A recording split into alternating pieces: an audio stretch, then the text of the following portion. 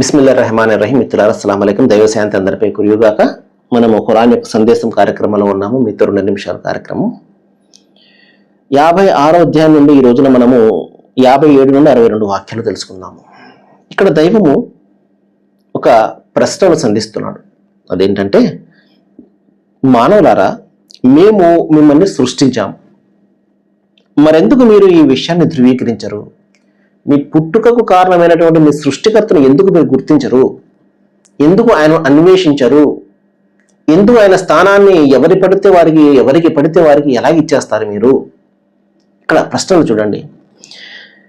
మిమ్మల్ని పుట్టించినటువంటి సృష్టికర్తను ఎందుకు ధృవీకరించరు? మీరు ఈ విషయాన్ని, నిజాన్ని ఎందుకు ఒప్పుకోరు? ఎందుకు, ఏ విషయం మిమ్మల్ని అడ్డు పెడుతుంది ఆయనను విశ్వసించడం కోసం?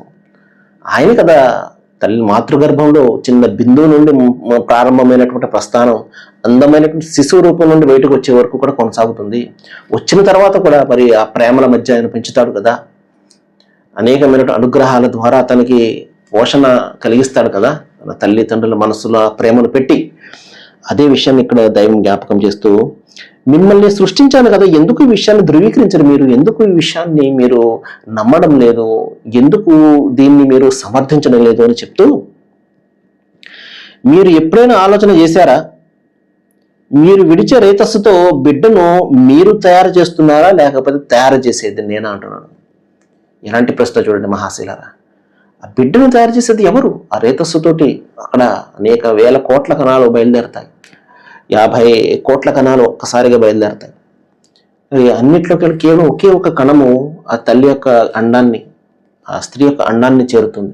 ఆ ఛేదించుకుని లోపలికి వెళ్ళి ఆ పిండంగా మారుతుంది.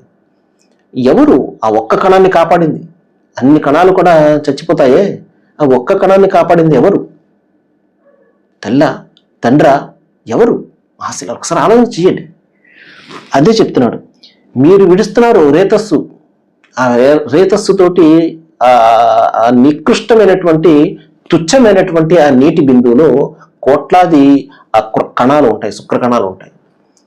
ఆ శుక్ర కణాలను ద్వారా దైవము జన్మనిస్తున్నాడు కదా. అదే చెప్తున్నాడు. మీరు విడిచే రేతస్సుతోటి బిడ్డని ఎవరు తయారు చేస్తున్నారు? తల్లి తయారు చేస్తుందా? మీరు తయారు చేస్తున్నారా? మీకు ఏమైనా తెలుసా అసలు? ఒక్కసారి ఆ రేతస్సు విడిచిపెట్టిన తర్వాత నీ బాధ్యత ఏమైనా ఉంటుందా?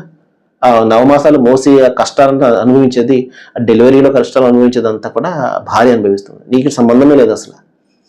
మరి ఈ విషయాన్ని ఎందుకు ధృవీకరించవు? దైవం ఇక్కడ సూటి అయినటువంటి ప్రశ్నను సంధిస్తున్నాడు.